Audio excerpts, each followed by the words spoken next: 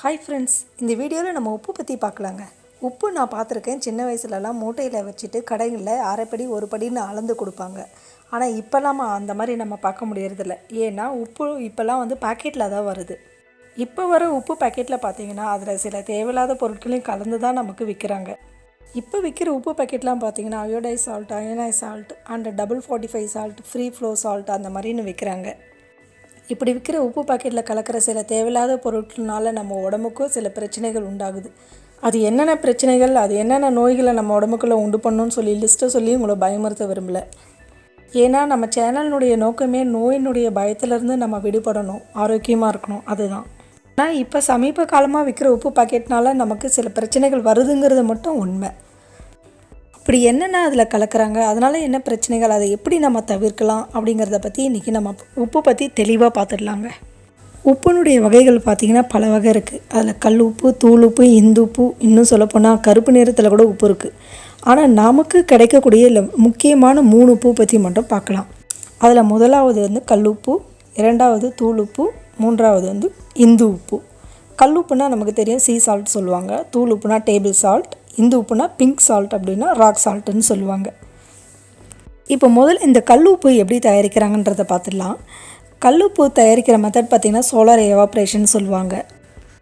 கல் உப்பு பார்த்திங்கன்னா இந்த கல் உப்புலாம் தயாரிக்கக்கூடிய இடங்களை உப்பளங்கள்னுவாங்க. இந்த உப்பளங்கள் பகுதியில் என்ன பண்ணுவாங்கன்னா கடல் நீரை பாத்தி பாத்தியாக தேக்கி வைப்பாங்க. இப்படி தேக்கி வச்ச நீர் சூரிய வெப்பத்தினால ஆவியாகி மீதமுள்ள பொருள் தான் நமக்கு உப்பாக கிடைக்குது. இதில் பார்த்திங்கன்னா 85% சோடியம் குளோரைடு இருக்குது, 15% ட்ரேஸ் எலிமெண்ட், அதாவது இதர கனிமங்கள்னுவாங்க. அதாவது potassium, iron, zinc, calcium, magnesium, bicarbonate.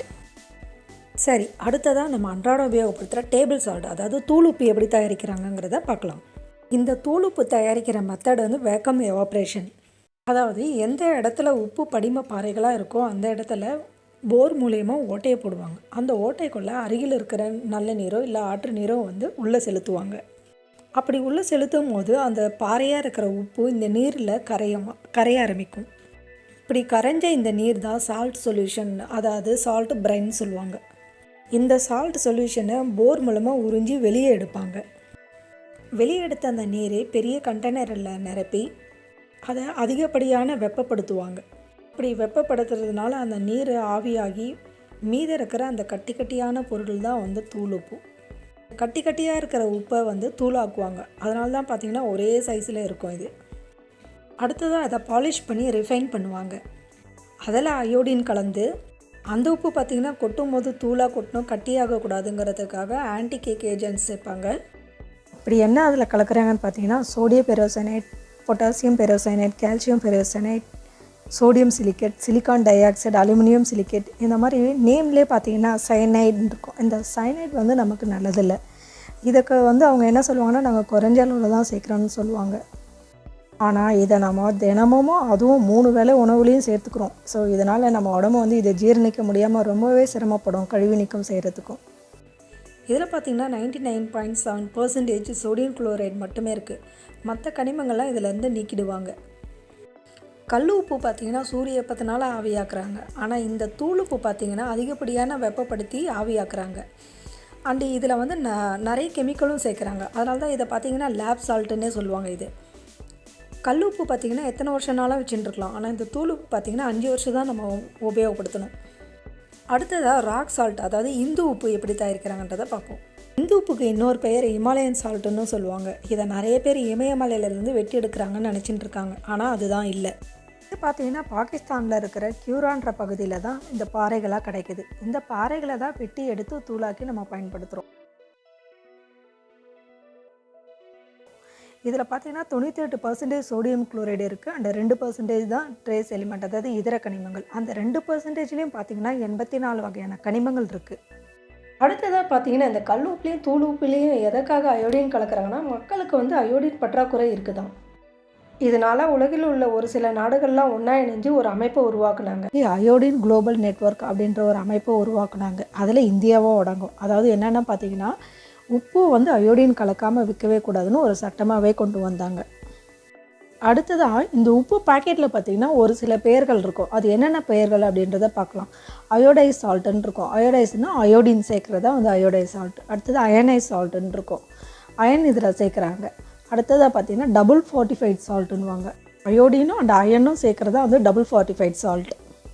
Free flow சால்ட்டுன்னு வரும். ஃப்ரீ ஃப்ளோ சால்ட்டுன்னா அதாவது கொட்டும் போது நல்லா தூளாக கொட்டணும், கட்டி கட்டியாக ஆகக்கூடாதுங்கிறதுக்காக தான் வந்து ஆன்டிகேக் ஏஜென்ட்ஸ் இதில் சேர்க்குறாங்க. அதுதான் வந்து ஃப்ரீ ஃப்ளோ சால்ட். சரி, அயோடின் தானே சேர்க்குறாங்க, இதில் என்ன கெட்டது இருக்குது அப்படின்னு நினச்சிங்கன்னா, அயோடின்ன்றது வந்து எல்லாருக்கும் சமமாக, யாருக்கு அதிகமாக இருக்குது கம்மியாக இருக்குதுன்னு தெரியாமல் எல்லாருக்குமே சமமாக கொடுக்குறது வந்து சரியான முறை இல்லைங்க. அது மட்டும் இல்லாமல் அயோடினுங்கிறது வந்து உப்பு மூலியமாக தான் எடுத்துக்கணும்னு அவசியம் இல்லை, நம்ம சாப்பிடக்கூடிய உணவுலேயே இருக்குது.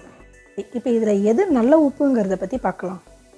டேபிள் சால்ட்டை பற்றி பார்ப்போம். இதில் வந்து 99.7% வந்து சோடியம் குளோரைடு இருக்குது. மற்ற கனிமங்களெல்லாம் இதில் நீக்கிட்டு அதிகப்படியாக வெப்பப்படுத்தி அண்ட் இதில் பார்த்தீங்கன்னா இதை ரீஃபைன் பண்ணி பாலிஷ் பண்ணி அண்ட் அதில் வந்து கட்டியாகக்கூடாது, நல்லா தூளாக கொட்டணுங்கிறதுக்காக இன்னும் சில கெமிக்கலை சேர்த்து கிட்டத்தட்ட இதை பார்த்திங்கன்னா செயற்கையான முறையில் தயாரிக்கிற மாதிரி தான் இருக்கும். அதனால தான் இது லேப் சால்ட்டு. ஸோ இது வந்து நமக்கு அவ்வளோ நல்லதில்லை. அடுத்ததாக இந்து உப்பு பற்றி பார்ப்போம். இந்து உப்பு பார்த்திங்கன்னா 98% சோடியம் குளோரைடு இருக்குது. இதில் வந்து 84 வகையான கனிமங்கள் இருக்குங்கிறாங்க. இருந்தாலும் அது வந்து பார்த்திங்கன்னா 2% தான் 84 வகையான கனிமங்கள் இருக்குது. அப்போ ஒன்றொன்றுத்தினுடைய அளவும் ரொம்ப கம்மியாக இருக்கும். அது மட்டும் இல்லை, நம்ம உடம்புக்கு தேவையான கனிமங்கள் மொத்தம் 16 இருந்தாலே போதும். மற்ற கனிமங்கள்லாம் வந்து நம்ம உடம்பை வந்து அதை ஜீரணம் பண்ணுறதுக்கும் அந்த வெளியே அதை கழிவு நீக்கம் செய்கிறதுக்கும் நம்ம உடம்பு ரொம்பவே மெனக்கிடும். இந்த உப்பு பார்த்திங்கன்னா இயற்கை வழி மருத்துவத்தில் வந்து மருந்துக்காக தான் இதை எடுத்துப்பாங்க. டெய்லி உணவாக சாப்பிட்ற பழக்கம் நமக்கு கிடையாது. இந்த இயற்கை நம்மளை எப்படி படைச்சிருக்குன்னா, நமக்கான உணவும் அண்டு நமக்கு ஏற்படுற அந்த நோய்க்கான மருந்தும் நம்மளை சுற்றி தான் நமக்கு படைக்கப்பட்டிருக்கும். இது நம்ம பகுதியில் கிடைக்கிற உப்பு கிடையாது. அந்த நாட்டு மக்களுக்கு வேணால் உகந்த உப்பாக வேணால் இது இருக்கலாம். அண்டு இதனுடைய விலை பார்த்திங்கன்னா அரை கிலோவே 60 ரூபான்றாங்க. நம்மளுடைய சாதாரண கல்லுப்பு பார்த்திங்கன்னா 1 கிலோவோ 15 ரூபான்னு தான் விற்கிறாங்க. ஸோ இவ்வளோ விலை கொடுத்து இது வாங்கணும்னு அவசியமே இல்லை. அடுத்தது கல்லுப்பு பார்க்கலாங்க. இந்த கல்லுப்பு பார்த்திங்கன்னா 85% வந்து சோடியம் குளோரைடு இருக்குது, 15% வந்து ட்ரேஸ் எலிமெண்ட் இருக்குது. ஆனால் இந்த கல்லுப்பு தான் நமக்கு பெஸ்ட்டு. ஆனால் இந்த உப்பில் பார்த்திங்கன்னா அயோடின் சேர்க்குறாங்க. அயோடின் சேர்த்தா கூட பரவாயில்லைங்க. அயோடினுடைய வீரியம் குறையாமல் இருக்கணுங்கிறதுக்காகவும் அண்டு இயற்கையாக கிடைக்கிற உப்பு பார்த்திங்கன்னா கொஞ்சம் ஈரப்பதத்தோடு கொஞ்சம் மங்கலான கலரும் இருக்கும். அந்த மாதிரி இல்லாமல் இருக்கணுங்கிறதுக்காகவே இதில் வந்து கெமிக்கல் சேர்க்குறாங்க. அதுதான் நமக்கு நல்லதில்லை. அப்போ நம்ம எந்த உப்பு தான் பயன்படுத்துறது சொல்கிறேங்க. உப்பு தயாரிக்கக்கூடிய இடங்களில் கிடைக்கிற அந்த இயற்கையான உப்பு பார்த்திங்கன்னா நேரடி கொள்முதல் பண்ணி அதை விற்கிற ஒரு சில இடங்கள் இருக்குதுங்க. அவங்க பார்த்திங்கன்னா அயோடின் உள்பட எந்த கெமிக்கலுமே சேர்க்காமல் விற்கிறாங்க. ஸோ அவங்களுடைய ஃபோன் நம்பர் அண்ட் அவங்களுடைய அட்ரஸ் வந்து நான் உங்களுடைய டிஸ்கிரிப்ஷன் பாக்ஸில் கொடுக்குறேன், அதை பார்த்துக்கோங்க.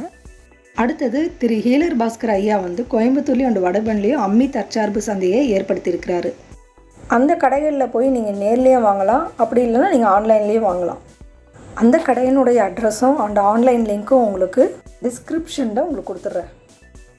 தேவைப்படுறவங்க வாங்கிக்கோங்க. ஆனால் அது எப்படி வாங்கணுன்னா, நீங்கள் மொத்தமாக ஒரு 3 மாதத்துக்கோ இல்லை 6 மாதத்துக்கோ சேர்த்து வாங்கிட்டிங்கன்னா பெட்டராக இருக்கும். ஒன்றா வாங்காமல் இன்னும் கேட்டால் நீங்கள் அந்த பக்கத்தில் இருக்கவங்களோட சேர்ந்து வாங்கிக்கலாம். ஏன்னா நம்ம அப்படி வாங்கும் போது செலவு மிச்சமாகும்.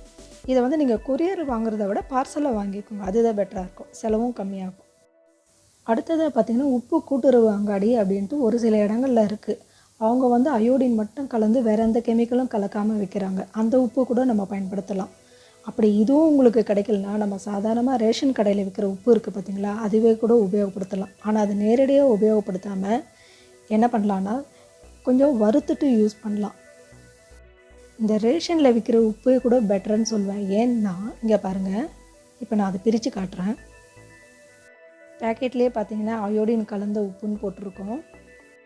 வேறு எதுவும் கெமிக்கல் சேர்க்கலன்னு சொல்லலாம். எப்படி சொல்லலாம்னா இங்கே பாருங்கள், இந்த உப்பு பார்த்திங்கன்னா கொஞ்சம் மங்கலான கலர் இருக்கும் அண்டு கொஞ்சம் ஈரப்பதத்தோடு இருக்கும், பிசு பிசுன்னு.